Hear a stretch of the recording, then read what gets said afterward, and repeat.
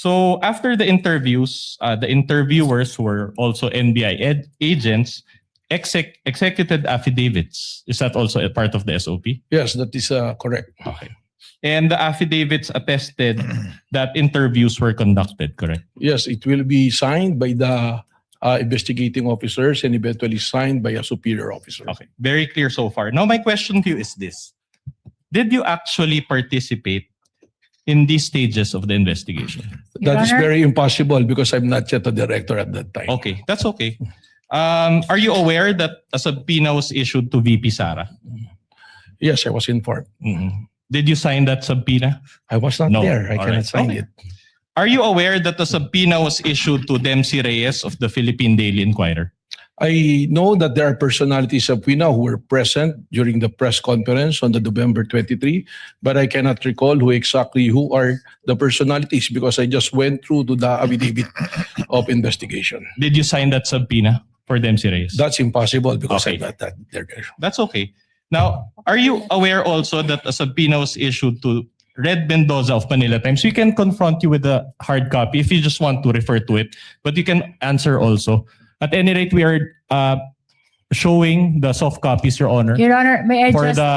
for the benefit of this honorable court. Assisting counsel may approach the witness. What is the pleasure of the lead prosecutor? Your Honor, may just enter into the record that the witness already testified that he has no personal knowledge about the first investigation, and all his testimonies will be based only on the records existing in the NBI. At any rate, Your Honor, If he knows, witness will answer.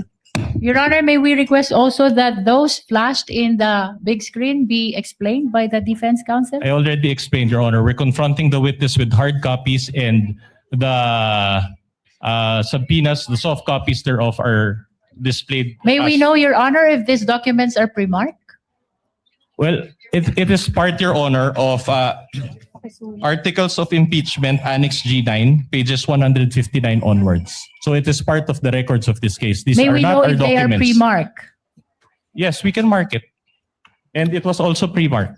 It is But at any pre-marked. rate, Your Honor, these are not our documents. These are NBI documents, Your Honor. No, the query is just if it's pre-marked so that the senator judges can refer to it if at all when they The read marking, case. sorry, Your Honor, the marking is D-1-145, Your Honor. Your Honor- Which document, counsel? Because I see 8 documents. In succession, Your Honor. In Those are- succession. Sampu nga eh. Counsel may proceed. All right. Now, Your are you, Honor, may I be clarified only about the X, which are superimposed on those documents on the screen? Counsel for respondent will please reply. Your Honor, it was based on the witness's own answer that he did not personally sign. Nonetheless, it does not reflect the exact document Props kasi yan eh. Hence, Your Honor. And that should not be allowed, Your Honor, with all due Props yan. respect. Correct. It is just to illustrate, Your Honor, for the benefit of the senator judges. Hindi dapat ganyan yan. And as Kasi well as the nakaka-characterize yung public document. watching, so that they can also follow the Lead prosecutor, we will allow it. So for the information of senator judges, the counsel for the respondent confronted the witness with respect to these affidavits that were part of the investigation conducted prior to his assumption as NBI director. And the witness simply stated that he has no personal knowledge with respect to the execution or due execution rather of these 2 affidavits thus far out of, I presume, 10. more. May I comment, Your Honor? The lead prosecutor may register her comment. Conditioning kasi May I yan eh. know what is wrong with just presenting the exact document instead of those which are marked with XX? Your Honor, I'm afraid it will give a wrong impression to the Correct. viewing public Tama, that tama. those XX has something to do with inability, perhaps, or whatever impression it may give to the witness with respect to the Tama to yan. attending to the subpoena, Your Honor. Short May we rejoinder. just remove those XX? We don't mind if they flash the documents, but it should be an exact reflection of what the document is. Short rejoinder, Your Honor. No need for a rejoinder. Court is ruled, and the court notes the observation, manifestation, and objection of the lead prosecutor. Again, I think it's quite plain that these are documents that the witness cannot or does not have personal knowledge about because he was not yet the NBI director. Counsel may proceed. Witness may answer. All right, I'll move on. Are you aware that the subpoena was issued to Red Mendoza of Manila Times? I'm aware that there is a subpoena, but on the actual issuance of the subpoena at that time, that will be impossible to be aware of because I'm no longer I'm So- not yet an NBI director. So in short, you did not sign it. I did not All right, sign. okay. I think it was Oh, signed that- by Glenn Ricarte. All right, that's enough. Okay. Now, are you aware also that the subpoena was issued to Bons Magsambol of Rappler? Based on the affidavit of investigation, I think it was mentioned. And did you sign that subpoena? It is again signed by a certain Glenn Ricarte. Are you aware that the subpoena was issued to Ana Rosario Malindog Uy, also of Manila Times? Again, based on the investigation report. And did you sign that subpoena? No. All right. Are you aware that the subpoena was issued to Jason Rubrico of SMNI? Again, based on the investigation. Ulit-ulit. Did you sign that subpoena? Your Honor, may I Possible. respectfully interrupt? Lead prosecutor is recognized. The prosecution is willing to stipulate as to the issuance of this subpoena by the National Bureau of Investigation during the time that the witness is not yet appointed as the NBI director, Your Honor. But that's not my question, Your Honor. I Anyway, think Your that Honor. unless you're willing to stipulate, counsel, to abbreviate the proceedings, that insofar as the questions of the counsel for respondent is concerned, that for the remaining four subpoenas, that the same answer of the witness for the previous 6 ones will be the same. We are willing to stipulate on that, Your Honor. We are not willing to stipulate, Your Honor. We'll just ask for a ruling from the court. In that case, witness may proceed. Witness may answer. Counsel will please proceed. All right. Are you aware that the subpoena was issued again to Jason Rubrico of SNM9? Same answer, Your Okay, Honor. same answer. And you did not sign that subpoena for Jason. I said same answer, Alright. Your Honor. Are you aware that the subpoena was issued to Michael Flores of Reuters? Same answer, Your Honor. Your Honor, may we ask, Your Honor, that the lawyer of the prosecution do not supply anything or make any comment near the witness because it may affect us. Is he the assisting counsel may not supply any information to the witness other than merely observing the document being shown to him by assisting counsel for respondent. Counsel may proceed. Mr. Presiding Officer, may I speak? Yes, Director. The counsel is not telling anything, but may I request not to cover me so that the people can see me. Yes, that may be granted. Mr. Thank you, Your Honor. Assisting counsel, kindly sit beside the assisting counsel stand beside the assisting counsel for the respondent. You may proceed, counsel, Alright. for the respondent. Are you aware that the subpoena was issued to Michael Flores of Reuters? Same answer, Your Same Honor. answer. You did not sign it. Okay. Are you aware that the subpoena was issued to Trixie Cruz Angeles? Same answer. And you did not sign it. Okay. Are you aware that the subpoena was issued to 2 OVP personnel? And did you sign these subpoenas? Same answer. All right. So not a single one. Now, my next question to you is this. Did you oversee any interview that was conducted in the fact-finding investigation? Your Honor, the question is vague. If the witness is a lawyer and is competent to Your answer, Honor- if he knows, Your Honor. Your Honor, during the direct, it was established that there were 2 investigations. The first investigation and the current investigation of the SDF. The Then defense need to specify which investigation is he referring to. the affidavit. Counsel will please clarify. Okay. Did you oversee an interview that was conducted in the investigation that was covered by the affidavit of investigation? As mentioned in my testimony, I was appointed only on February 20, 2026, and it's very unlikely to be part of the investigation prior to that. Okay. So are you aware that there were at least 4 interviews that were conducted? Your Honor, asked and answered. That is a different question. Your Uh, Honor. Nonetheless, Witness may answer. I'm not aware because I'm not yet there. Okay. So are you aware? Let me be more specific. Are you aware that an interview of Dempsey Reyes of PDI was conducted? I'm not aware of that, but as reflected in the investigation report, it was there. So in other words, you did not oversee that interview. Yes, definitely. All right. Are you aware that there was an interview of Red Mendoza of Manila Times? Same answer, Your Honor. Same answer. Are you aware that there was an interview of Bons Magsambol of Rappler? Paulit-ulit itong magiging tanong niya, mga babayan. Expect niyan. Kasi ang gusto niyang gawin, i-discredit yung witness. Hindi ka naman nag-imbestiga, hindi ka na nagsumpina. So paano ka makakapag-testify sa amin tungkol sa state of mind or sa mga nangyari nung panahon na yon? Eh wala ka namang kumbaga wala kang ambag sa investigasyon. Yun ang dyan papunta yan. Who among the Among witnesses? the interviewees that I No. mentioned, no. Did you meet any one of their lawyers? No. No. All right. Now, were you even present at the NBI Cybercrime Division office at the time of these interviews? That is impossible. All right. After the interviews, affidavits attesting to the interviews were executed, as you mentioned. Did you oversee the drafting of these affidavits by the NBI agents? Again, very unlikely. I was not present. All right. Your Honor, if I may interrupt, may I just enter a Lead continuing... prosecutor may make a manifestation and or a continuing objection, as I presume she will.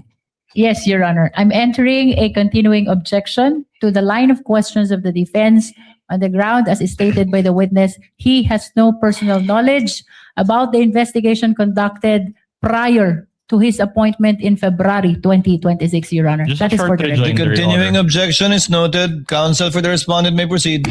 No need for that rejoinder. But were you present when the NBI agents subscribed and sworn to their affidavits? I was not there. You were not there. Still nothing. So, and since you did not actually participate, it means that you do not have personal knowledge of these stages of the investigation. Correct? During that time, yes, but as I mentioned earlier, I read the investigation report. So your knowledge of the investigation was based on only of your reading. That is absolutely correct, All right. and upon the discussion of the investigating Okay. officers. Very well. Now, were you present at the November 23, 2024 press con? I was not present. You were not I was present. not participating on that. And if you know, was any NBI agent present at the November 23, 2024 press con? Not that I know of. None. All right. So in layman's terms, for the benefit of this honorable court and the Filipino people watching, and I'll phrase my question in Tagalog. So sa kabila po ng pagtestigo po ninyo ngayong araw, inaamin nyo ba na wala kayong personal na kaalaman sa nangyaring investigation starting November 23, 2024? Malinaw naman po yun. At ang korte po, I can take judicial notice of the fact na hindi pa po ako NBI director ng panahon na yun. So you're confirming that you do not have personal knowledge because you were only appointed as NBA director a year later or on February 20, Your Honor, ask and 2026, answer correct? question. No, I haven't even asked that question, Your Honor. Kindly let counsel finish. So again, I will repeat. So the reason for this is that because you became NBI director only a year later or on February 20, 2026, correct? Tama po. All right. Okay. Tama na naman tayo, guys. February 20, 2026, you do not have any personal knowledge of any investigation, correct? Nababasa ko lang po sa balita mga pangyayari.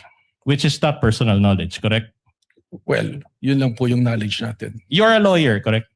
Tama po, 29 years. 29 years. Can you recall Rule 130, Section 22 of the Rules of Evidence?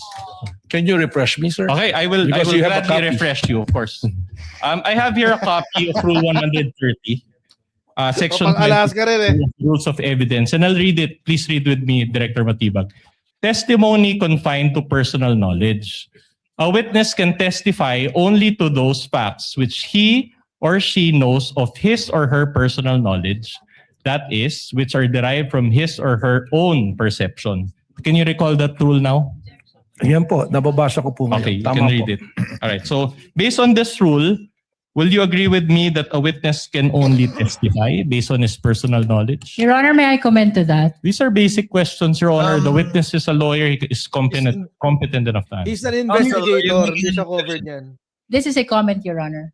The Um, witness repeatedly testified that he was appointed only in February 2026 and that all his testimonies pertaining to the first investigation are based on records, Your Honor. And this is allowed. As a matter of fact, under the Right, rules, Hindi siya covered. entries Right. in official records are considered as prima facie evidence of the contents thereof. And thus, it's exactly the basis of the witness in answering the question of the defense. So- All his knowledge pertaining to the first investigation are based on records. Short rejoinder, Your Honor.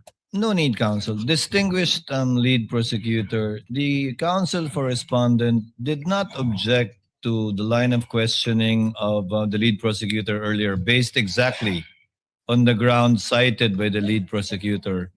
The presiding officer will give sufficient leeway to the counsel for respondent to establish his point. I think you also see what he is trying to establish. That's why he made a continuing objection in relation to it.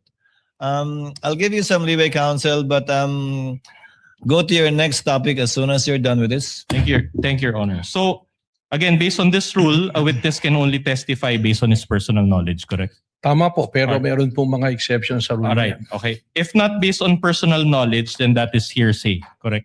But it's not an No, absolute not rule po necessarily. dahil may exceptions nga po. Correct. Okay, now, I'm trying to look for the Filipino term for hearsay. Ano ba yung hearsay Chismis. sa Tagalog? Sabi-sabi or chismis? Is that a fair translation? What is a fair translation to you of hearsay?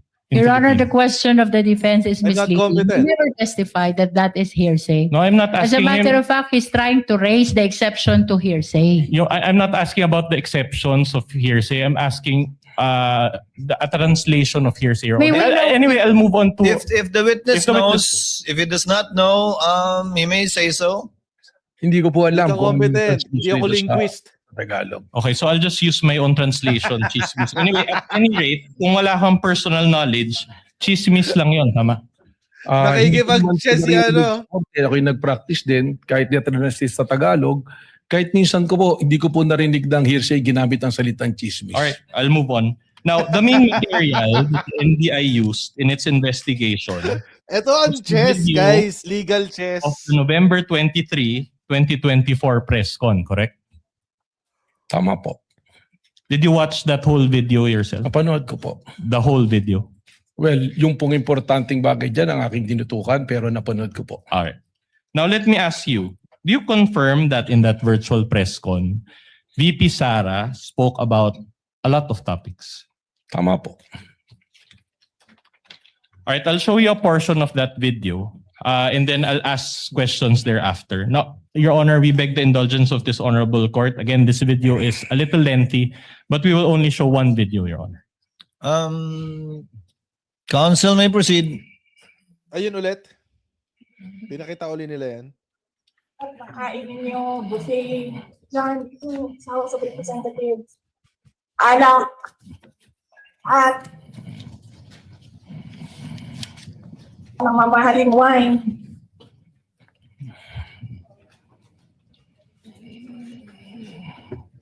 Yan. Yung taong bayan na pinamisan ninyo, 20 pesos rice. Yung taong bayan na hindi ninyo pinupuntahan sa mga komunidad nila, ano sabi nila?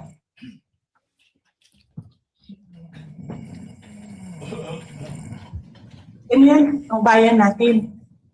Okay na lang kami sa asin.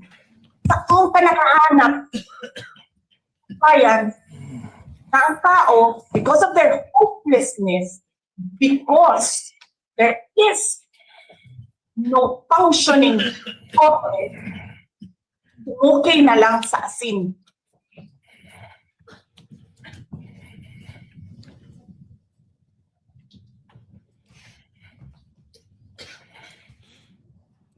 Tapos, drama-rama sa hapon, ginagamit na naman tayong hampas lupa. Very Lopez eh. Kasi alam niya kung ano sasabihin niya doon sa mga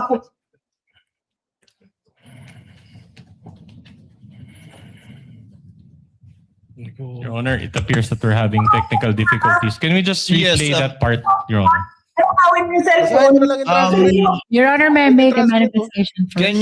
Can the tech kindly pause and rewind a bit with respect to the portion? Just a bit. Your Honor, this is part of the question, Your Honor. Can we ask that the manifestation be made after the playing of this video and the asking of the appropriate question? Your Honor, the manifestation concerns the very video that they are presenting. We're already playing it, lead counsel. We will recognize you after the video is played. Kindly proceed with the playing of the video. pa ng cellphone. Saan ka nakahanap? Papasok ka, nanakawin mo yung cellphone, dadalhin mo pa yung tao.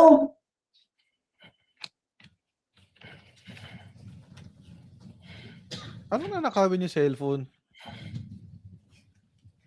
Diba? Natural, kung nakadetain ka, di wala kang cellphone, nakadetain Crazy ka. naman.